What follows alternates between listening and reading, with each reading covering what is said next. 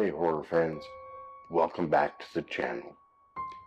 Don't forget, if you haven't already, to subscribe to the channel so you don't miss any thrills and chills from the past and the current crop of horror films.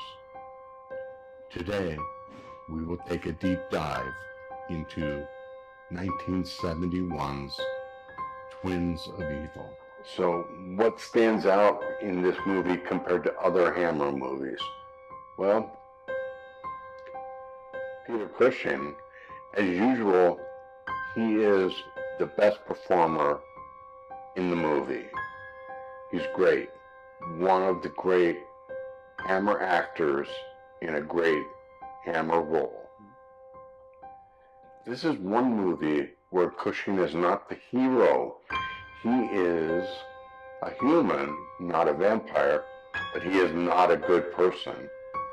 He thinks he's a good person, and he tries to be a good person, but he's actually cold and evil, turning innocent women as witches in order to fulfill his desires to be a good Christian.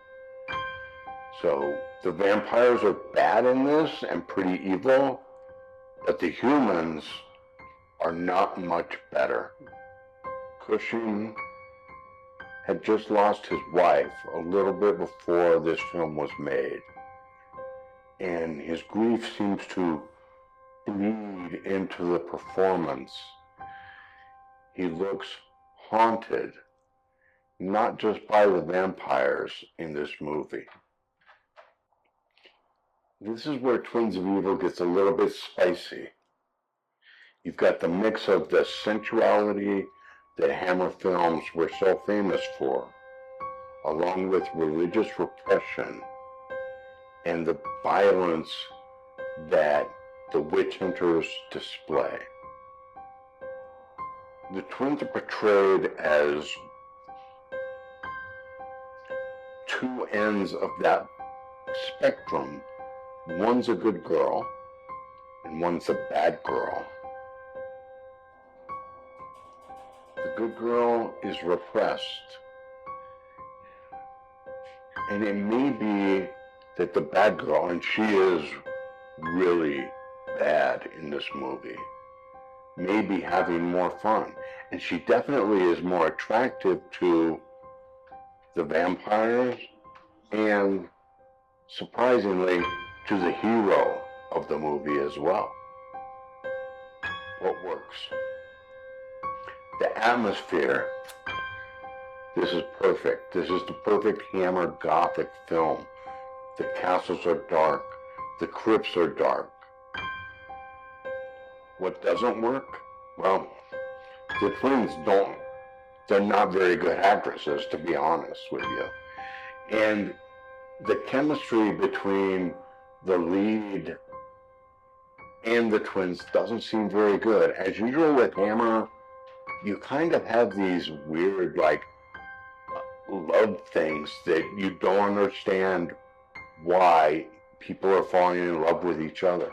Still, this is classic Hammer Gothic with a smear of lipstick and a little bit of sex.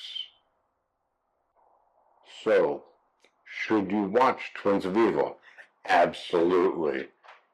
It's the final film of the Collinson trilogy, and while it's not as good as The Vampire Lovers, it's better than Lust for a Vampire, and it may actually have the best script of any of the Collinson films. If you're a big Hammer fan, this has got the Hammer style in spades. And you've got Peter Cushing as a vampire hunter who is fighting the vampires. And a couple of them happen to be Playboy models. How can you beat that? All right, well, that's a wrap. Let me know in the comments, what do you think of the Collinson trilogy? What do you think of Twins of Evil? Who is your favorite Carmilla or Mircalla through this series? As usual, thank you for watching. I hope you have a great day. Take care. Thank you for watching. You'll find links to products associated with the movie that we reviewed below. There's also a link to like and subscribe. If you enjoy what I'm doing, consider buying me a coffee through the Buy Me a Coffee app online.